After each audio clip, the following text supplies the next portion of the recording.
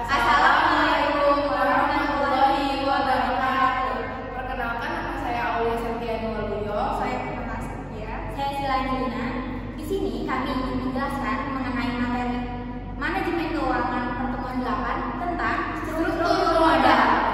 Jangan lupa ditonton ya. Dari struktur modal.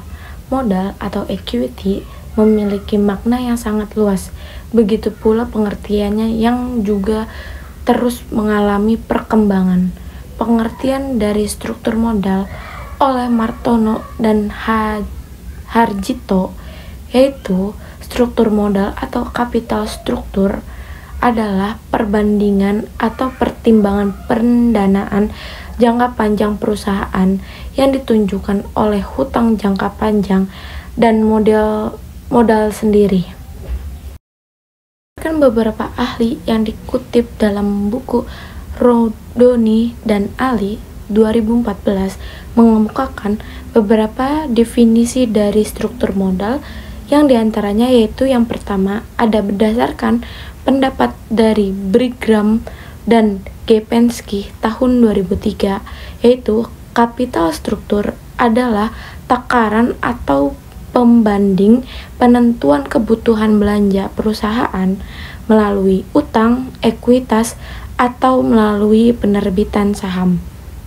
Yang kedua, ada menurut Bambang Rianto tahun 1992, struktur modal yakni pembelanjaan permanen sebagai pencerminan dari keseimbangan kewajiban jangka panjang serta ekuitas sendiri.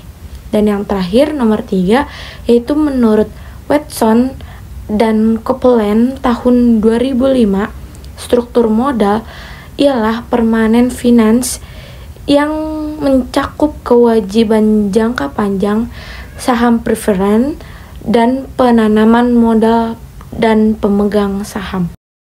Berdasarkan pendapat Warsono tahun 2003, umumnya struktur modal dibagi menjadi 3 unsur. Yang pertama ada utang jangka panjang, yang kedua ada saham preference, dan yang terakhir ada ekuitas saham biasa. Faktor-faktor yang mempengaruhi struktur modal, yang pertama ada stabilitas penjualan, yang kedua ada struktur aset, yang ketiga ada leverage operasi, yang keempat ada tingkat pertumbuhan, yang kelima ada profitabilitas, yang keenam ada pajak, yang ketujuh ada kendali, yang kedelapan ada sikap manajemen, sikap pemberi pinjaman dan lembaga peringkat, yang kesembilan ada kondisi pasar, yang kesepuluh ada kondisi internal perusahaan, dan yang terakhir ada fleksibilitas keuangan. Dapat beberapa pendekatan. Yang pertama ada pendekatan laba bersih, yang kedua ada pendekatan laba bersih operasi, yang ketiga ada pendekatan tradisional, dan yang terakhir ada Modigliani-Miller position. Selanjutnya di sini ada contoh beberapa pendekatan, yaitu yang pertama pendapatan laba atau net income approach. Jika utang yang dimiliki oleh suatu perusahaan adalah 1.000 dengan suku bunga 15%, dan setiap tahunnya perusahaan mengharapkan pendapatan bersih operasi atau net operation income sebesar 20%. Maka untuk menghitung nilai perusahaan berdasarkan informasi tersebut adalah sebagai berikut. Di situ ada contoh tabel untuk perhitungan pendapatan laba. Selanjutnya di sini ada lanjutan dari cara menghitung nilai perusahaan. Manakala jumlah utang yang dimiliki oleh perusahaan, yakni yang awalnya 1.000, akan ditingkatkan menjadi 3.000, di mana dengan penambahan utang itu digunakan untuk kembali membeli saham beredar, serta dengan 15% suku bunga yang ditetapkan. Maka nilai perusahaannya melalui perhitungan serupa yaitu sebagai berikut. Di sini ada contoh tabelnya lagi. Berdasarkan pendapatan laba bersih, struktur modal dan biaya modal memiliki hubungan yang dapat digambarkan pada gambar di bawah ini. Dari grafik tersebut menunjukkan bahwa jumlah utang yang semakin besar dibanding dengan modal sendiri akan menekan biaya modal perusahaan. Berikut ini gambar hubungan antara struktur modal dan biaya modal menurut pendapatan laba bersih. Selanjutnya di sini yang kedua yaitu pendapatan laba operasi atau operation income approach. Dalam pendekatan laba bersih operasi ini, biaya modal perusahaan tetap diasumsikan di tingkat leverage yang beragam.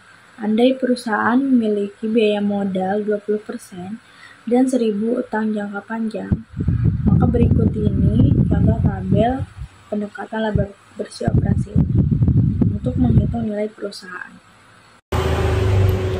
Selanjutnya yang ketiga yaitu ada pendekatan tradisional approach.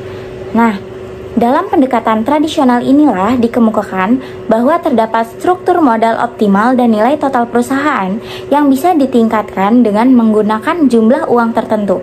Pada awalnya, biaya modal dapat diturunkan dan nilai perusahaan dapat ditingkatkan oleh perusahaan dengan mempergunakan utang yang semakin besar. Kemudian yang keempat itu ada Modigliani atau Miller position. Nah, menurut Modigliani dan Miller, jika dua perusahaan sama dalam segala aspek kecuali struktur modalnya, maka kedua perusahaan tersebut harus mempunyai nilai total yang sama. Jika tidak, akan terjadi proses arbitrage. Nah, si Modigliani dan Miller ini mengutarakan juga beberapa asumsi di bawah ini. Berikut asumsinya. Yang pertama, pasar modal yang sempurna. Yang kedua, disamakannya expected value untuk seluruh investor dari distribusi probabilitas. Yang ketiga, perusahaan bisa disklasifikasikan pada kelas risiko yang serupa. Nah, yang keempat, ketidakadaan pajak penghasilan perusahaan. Kemudian selanjutnya ada proses arbitrage. Nah, pada proses arbitrage ini, jika investor yang memiliki sifat rasional pada perusahaan B mempunyai saham sebesar 1% atau sama saja dengan sebesar Rp400 melakukan proses arbitrage, maka investor tersebut harus yang pertama itu menjual saham sebesar 1% pada perusahaan B sebesar Rp400. Kemudian melakukan peminjaman utang pada perusahaan B sebesar 1% atau Rp300 dengan 12% bunga yang ditetapkan. Nah, yang ketiga, meminjam saham sebesar 1% pada perusahaan A sebesar Rp667. Investor harus melakukan peminjaman utang pada perusahaan B sebesar 1%. Maka diharapkan pendapatan yang diterima yakni sebesar 16% dikali Rp400 sama dengan Rp64. Bila saham yang dimiliki investor tersebut pada perusahaan A sebanyak 1%, maka harapan akan perolehan pendapatannya yaitu sejumlah 15% dikali Rp666,67 yang menghasilkan sama dengan Rp100. Akan tetapi, akibat dari adanya keharusan investor untuk meminjam sebesar Rp300 dengan bunganya 12% agar dapat menginvestasikan sahamnya pada perusahaan A, jadi perolehan penghasilan bersihnya yaitu pendapatan investasi pada saham A sebesar 100%, bunga pinjaman Rp300 dikali 12%, 36 pendapatan bersih sama dengan Rp64. Sekian penjelasan dari kelompok kami, kurang lebihnya mohon maaf. Wassalamualaikum.